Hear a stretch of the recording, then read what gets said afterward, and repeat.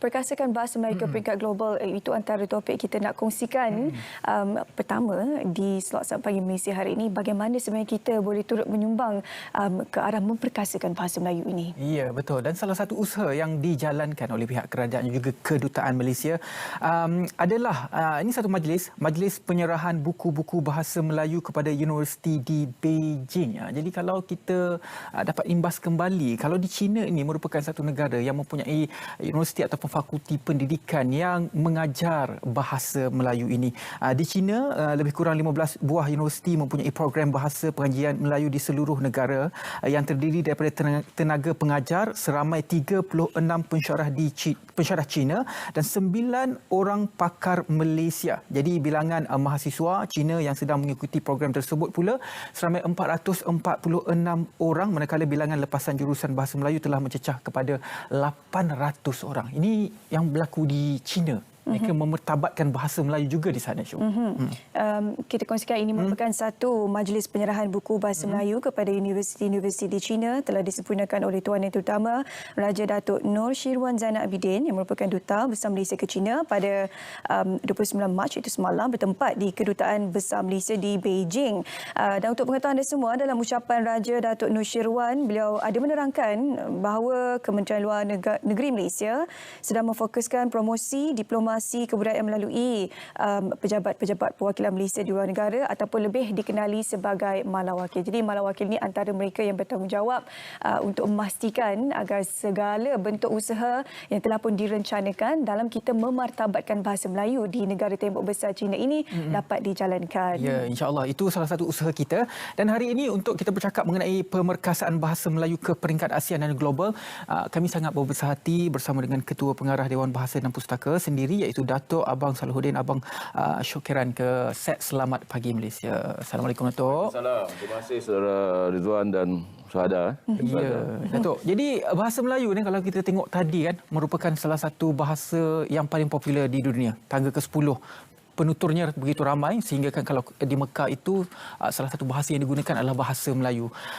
Jadi mungkin Datuk boleh berikan mukadimah dan juga pengenalan mengenai langkah yang kita ambil untuk kita mengangkat bahasa Melayu sebagai bahasa kedua ASEAN. Okey, terima kasih Saudara Ridwan. Dewan Bahasa dan Pustaka sebenarnya merakamkan terima kasih kepada Yang Amat Berhormat Perdana Menteri lah atas usaha.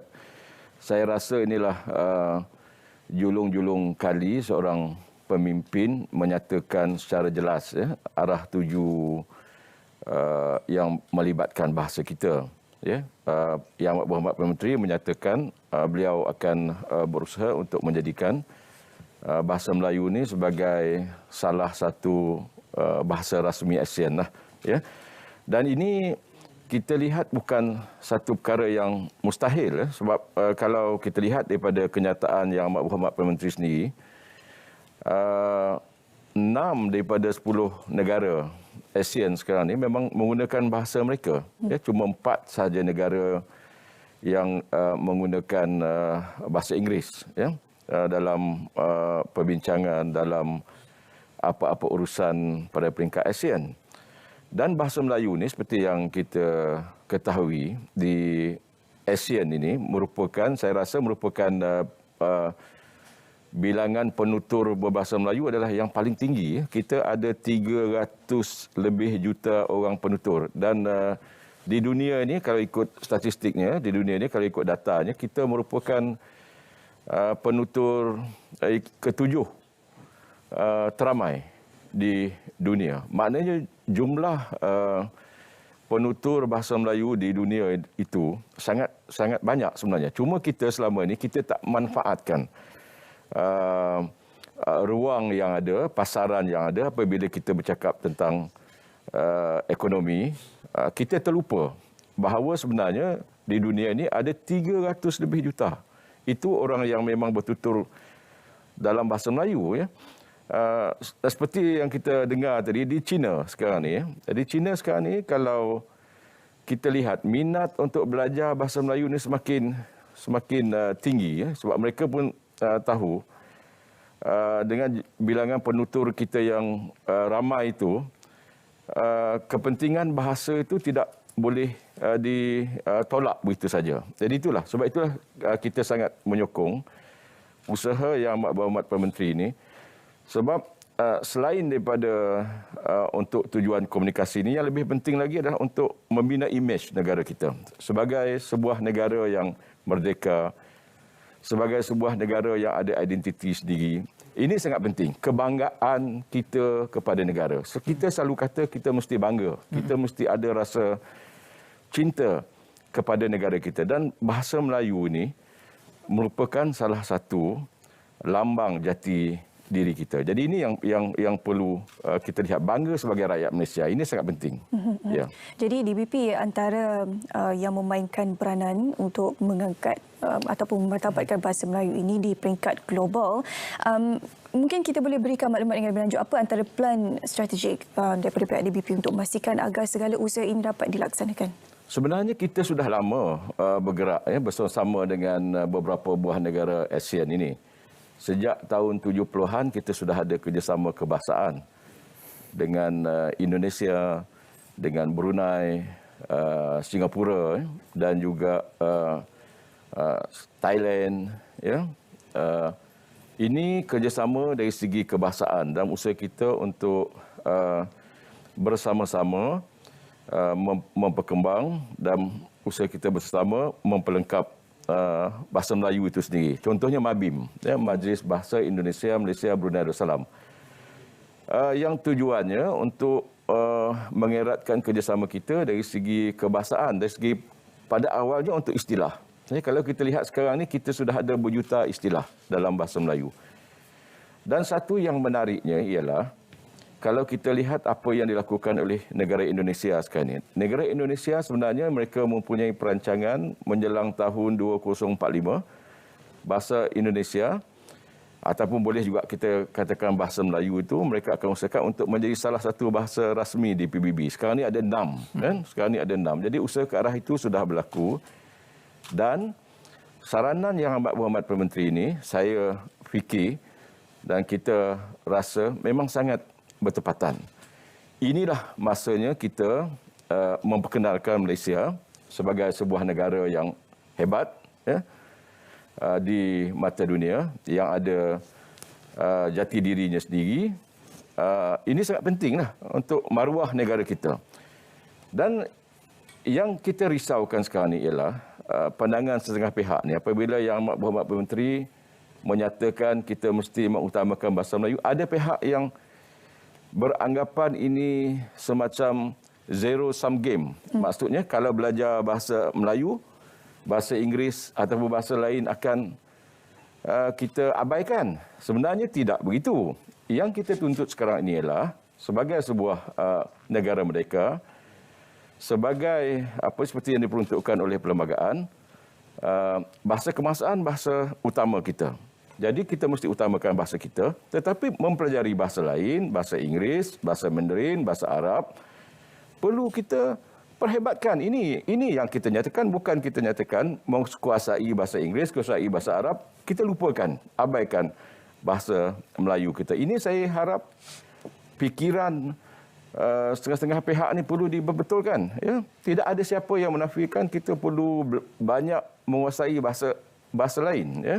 Ini penting untuk kita tentukan fikiran kita itu. Jadi bahasa Melayu ini diletakkan, diangkat dalam perlembagaan Perkara 152. Selain daripada itu juga ada Akta Bahasa Kebangsaan dan juga ada Akta Dewan Bahasa dan Pustaka. Dan baru-baru ini akan ada 3 perkara yang telah pun dilakukan pindaan. Perkara pertama membabitkan pemberian kuasa penguatkuasaan bahasa Melayu dalam sektor yang telah ditetapkan oleh Perlembagaan Persekutuan. Kedua, peruntukan yang membolehkan DBP mengembangkan bahasa dan persuratan Melayu di peringkat antarabangsa secara yang berasaskan undang-undang yang sah. Dan yang ketiga adalah berkaitan dengan peruntukan yang membolehkan DBP menubuhkan perbadanan agar fungsi perniagaan agensi dapat digerakkan. Mungkin Datuk boleh cerakinkan lagi pindaan akta ini dan kenapa pindaan akta ini perlu dilakukan pada masa sekarang? Dia semuanya itu sebagai satu usaha untuk mengukuhkan peranan Dewan Bahasa. Ya, misalnya dari segi pengantarbangsaan. Sebenarnya selama ini kita memang sudah pun bergerak pada peringkat antarabangsa. Cuma kita hendak perkukuhkan dalam akta kita yang akan membenarkan Dewan Bahasa dan Pustaka lebih aktif di peringkat antarabangsa. Contohnya seperti yang dilakukan oleh UK, oleh negara yang ada British Council, ya, seperti Amerika yang ada badan mereka sendiri. Dan peluasan atau pemantapan akta ini membolehkan kita untuk bergerak. Maksudnya kita memperkenalkan bahasa kita ke peringkat antarabangsa itu secara lebih berkesan. Ini yang selalu saya sebut dilakukan oleh Korea sekarang ni. Ya, Korea dia membawa budaya dia, dia membawa bahasa dia.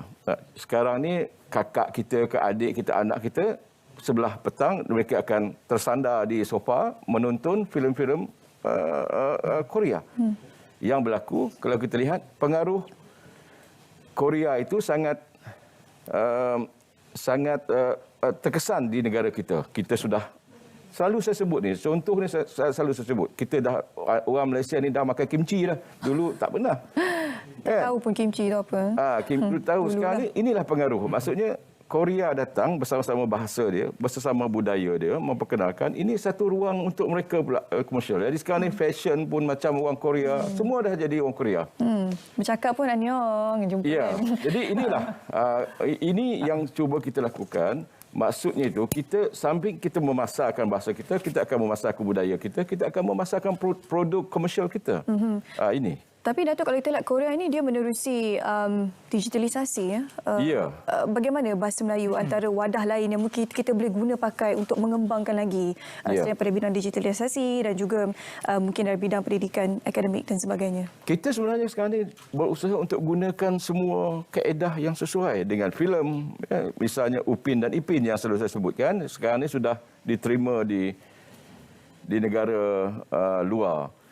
Kita memperhebat yang tadi itu dalam bentuk digital supaya boleh diakses oleh pihak-pihak yang di luar. Kita adakan kerjasama dengan pihak-pihak ini. Terjemahan buku kita contohnya kita lakukan dengan penerbit di luar sana. Apa juga teknologi yang ada, yang moden, kita akan gunakan. Ini kaedah. Kita tak boleh tertinggal.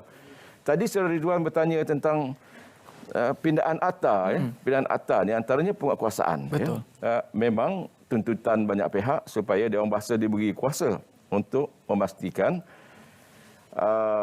contohnya keadaan di negara kita tidak akan hilang tenggelam punca. Misalnya kerisauan banyak pihak sekarang ni adalah banyak nama taman, kan? Semuanya nak diberi nama, sama ada nama Jerman ke, Perancis ke, orang putih ke, ya. Saya selalu beri contoh Bangi Gateway, sekarang ni sudah mula Bangi Avenue, Southville. Kadang-kadang bila kita dari Kuala Lumpur nak pergi ke Johor, kita terbayang kita ni berada di mana sebenarnya. Southville City. Southville City. Bangi je. Bangi, tempat saya duduk sekarang ni. Oh, Southville City. Tak, saya tidak duduk situ, saya duduk di Bangi. Ya. Okay. Jadi, maksudnya situ ialah, dalam itu, kita perlu bekerjasama dengan PBT. Dan dalam pindaan ini pun kita akan lihat bagaimana kita boleh perkukuh kerjasama kita dengan badan-badan lain. Maknanya, usaha memartabatkan bahasa ini bukan usaha Dewan Bahasa saja. Ini tanggungjawab semua.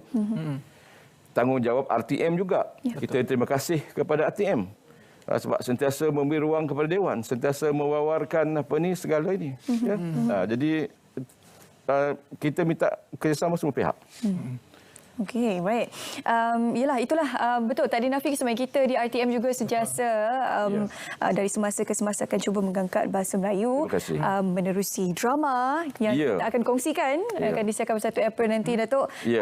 Katanya ada gabungan 3 cerpen dalam drama tersebut. Sangat hebat katanya. Sangat hebat. Ini produksi dari RTM yang saya dengar daripada tontonan awal sangat hebat, ya. Dan kita berterima kasih kepada RTM kerana mengambil novel-novel dan juga cerpen dari Dewan Bahasa dan Pustaka untuk dijadikan satu drama. Yang hebatnya pula drama ini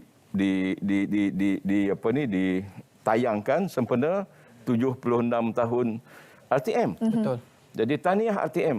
Selamat menyambut 76 tahun dan RTM ni memang jasanya sangat besar kepada negara sejak 76 tahun dahulu. Dan kami di sini juga berusaha untuk sentiasa memperbaiki kualiti bahasa dalam penyampaian kami di Kaca TV maupun di seluruh rangkaian radio di RTM. Terima kasih banyak-banyak kepada tetamu kita pada hari ini, Ketua Pengarah Dewan Bahasa dan Pustaka, Datuk Abang Salhuddin Abang Sokeran, kerana bersama-sama dengan kita untuk bercakap dan juga merungkai bagaimanakah pemerkasaan bahasa Melayu ke peringkat ASEAN. Bukan saja ASEAN, malah ke peringkat global.